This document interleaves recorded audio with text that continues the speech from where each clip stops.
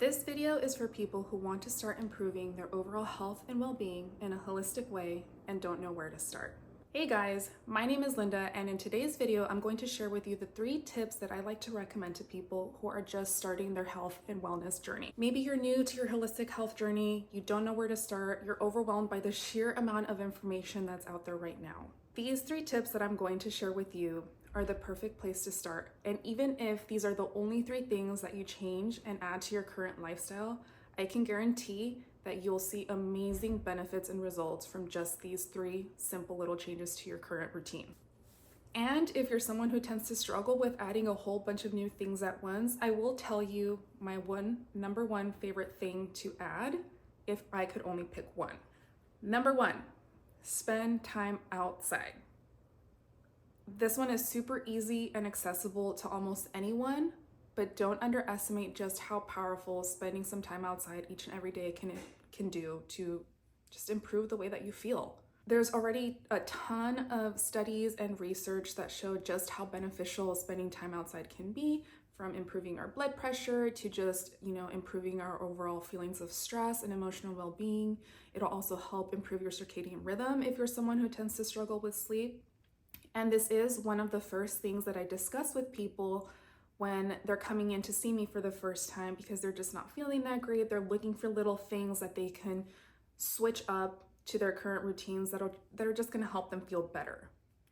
So if you're someone who struggles with, energy and focus, you just feel like you feel sluggish throughout the day, no matter how much you sleep, you just have a hard time getting moving, I like to recommend that you start your day with a walk outside. Sitting outside, having your cup of coffee, drinking some tea, going for a walk in the morning would be even better. Just 10, 15, 20 minutes is all that you really need to start feeling those effects. Especially struggling with energy, getting that movement at the beginning of the day, allowing that sun to hit your face is really going to set you up to have a really energized and more focused and productive day.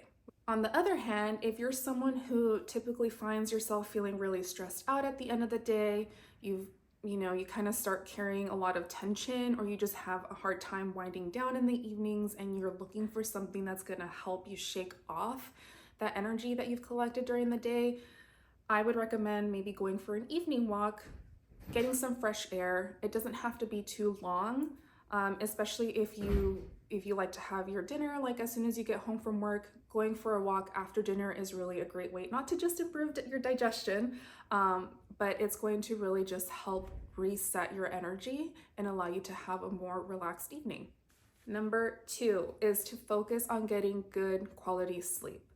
I know for some of us that's a lot easier said than done. There could be any number of reasons that you're not getting good quality sleep. There are at least 2 things that are well within your control that you can start focusing on now to start improving the overall quality of your sleep. The first thing that you can do is to have a consistent bedtime.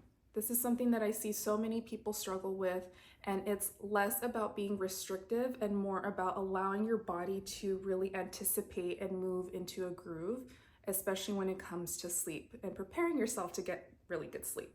Our bodies love routine. As much as some of us hate it or, look down on routine because it feels like too tight, really having a consistent bedtime is one of the best things that you can do for yourself as far as getting good sleep. One of the benefits of having a consistent bedtime is that you will help ensure that you're getting enough sleep. So I like to recommend that you get at least 7 hours. For some people, they might feel, or you might be someone who feels like 6 hours might be enough. And if that's the case, totally fair. Everybody's a little bit different as far as how much sleep is ideal for them. But if this resonates with you, I would just like to maybe challenge you a little bit. Give yourself some time to experience what it feels like to consistently get around 7, if not 8 hours of sleep, and then see how you feel before versus after. The second thing to get you on your way to having good quality sleep is to have a good bedtime routine. This goes far beyond just having good sleep hygiene, which is, turning off electronics, no bright lights, all that good stuff. But having a routine that moves you into sleep is really going to start priming your body to fall into a deeper sleep more easily and for you to get more restful sleep throughout the night. So a good bedtime routine can look like an hour before bed, you turn off your electronics, you go do your bathroom routine, wash face, floss, shower, all that. Maybe you make yourself a cup of tea, you sit in bed for a little bit to read. May or may not have just given you my own bedtime routine, but you get the idea. It's just something that you can turn into a little bit of a ritual. This is a great way, honestly, to romanticize your life, treat yourself, put a mask on, whatever it is that you need to just make bedtime something that you can look forward to. And again, building that consistency, especially around having a consistent bedtime, is really going to set you up for having good quality sleep. Number 3, make daily movement and exercise a non-negotiable. I told you at the beginning that if I could only pick one of these things to focus on, I would tell you which one it was, and it's this one. This is the one thing that I would focus on if I only had to pick one. Daily exercise and movement is not just about the way you look, it's not just about keeping a certain amount of weight off. In truth, our bodies require daily movement, daily exercise in order for everything to function at its best. Not just physically, but mentally, emotionally, spiritually as well. It keeps things moving. Even from a Chinese medicine perspective, there's a whole host of diseases and imbalances that happen in the body when we're not moving. It creates a lot of stagnation, a lot of heaviness, and it just doesn't allow everything to function optimally. I work with a whole wide range of people at the clinic, and one thing that I've noticed in those people who tend to bounce back faster, regardless of what it is that they're coming in to work on, is the fact that they are more active. For my older clients especially, I notice a huge difference in quality of life and overall function when they're a little bit more on the active side versus when they're not. So if you're new to this, which if you're watching this video, you probably are, just don't feel overwhelmed. Start off small. Something as little as 20 to 30 minutes. If you need to break that up and do 10 minutes in the morning, 10 minutes at night, 15 in the morning, 15 in the afternoon, whatever it is that works for you to make sure that you're getting some of that extra movement in during the day, do it. It's completely worth it.